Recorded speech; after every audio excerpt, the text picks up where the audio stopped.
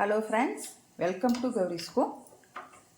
இன்றைக்கி பீர்க்கங்காயில் நாம் எப்படி பஜ்ஜி கடையிறது அப்படிங்கிறத பார்ப்போம்.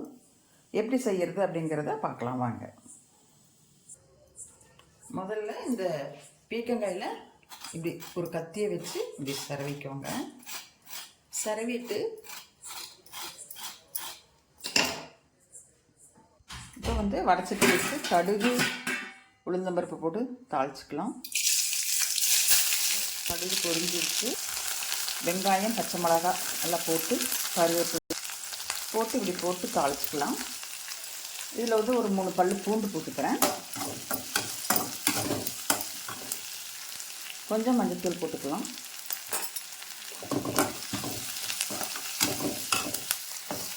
தக்காளி போட்டுக்கிறேன். ஒரு 2 தக்காளி போட்டுக்கிறேன். இப்போது கட் பண்ணி வச்சுருக்க பீர்க்கங்காயம் போட்டுக்கலாம். போட்டு வதக்கணும். ஒரு 4 வதக்குவோம். இது கூட அப்படியே கொஞ்சம் லைட்டாக புளி, ரொம்ப வேண்டியதில் கொஞ்சம் லைட்டாக போட்டு 2 பெரட்டுவோம். இதில் நீங்கள் ஒரு உருளைக்கிழங்கு கூட இந்த ஸ்டேஜில் கட் பண்ணி போட்டுக்கலாம். உருளைக்கிழங்கு போட்டால் கொஞ்சம் நல்லா கொலன்னு வரும். நான் உருளைக்கிழங்கு இன்றைக்கி போடலை, எப்போவுமே போடுவேன், இன்றைக்கி போடலை. இந்த அளவாக இதுக்கு இந்த பஜ்ஜிக்கு அளவாக உப்பு போட்டுக்கலாம். தேவையான அளவு தண்ணி ஊற்றிக்கலாம். இப்போ இது முங்குற அளவுக்கு தண்ணி ஊற்றி வச்சுக்கலாம். நீங்கள் ப்ரெஷர் பேன்லையும் கூட தாளிச்சிக்கலாம். கரெக்டாக இருக்காதுன்னு சொல்லி வடசீட்டில் தாளித்து அதில் ஊற்றி வேக அடிக்கிறேன்.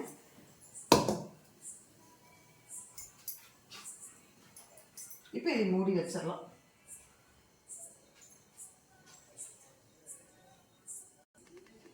இப்போ குக்கர் மூடி வச்சு ஒரு 5 விசில் வரட்டும், அப்புறமே எடுத்துக்கலாம்.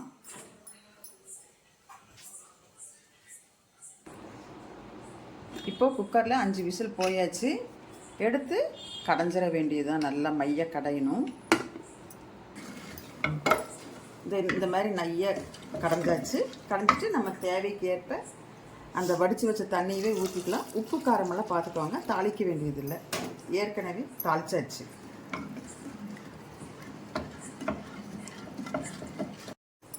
இப்போ நமக்கு பீர்க்கங்காய் பஜ்ஜி ரெடி ஆயிடுச்சு. இட்லி, தோசை இதுக்குள்ளே வச்சு நல்லா சாப்பிட்லாம். சாப்பாட்டுக்கு கூட பெசஞ்சு சாப்பிட்றவங்க சாப்பிடுவாங்க. நான் செஞ்சு காமிச்ச விதம் உங்களுக்கு பிடிச்சிருந்தது அப்படின்னா லைக் பண்ணுங்கள், ஷேர் பண்ணுங்கள். அப்படி கௌரிஸ்கோ சேனலை சப்ஸ்கிரைப் பண்ணிவிட்டு பாருங்கள்.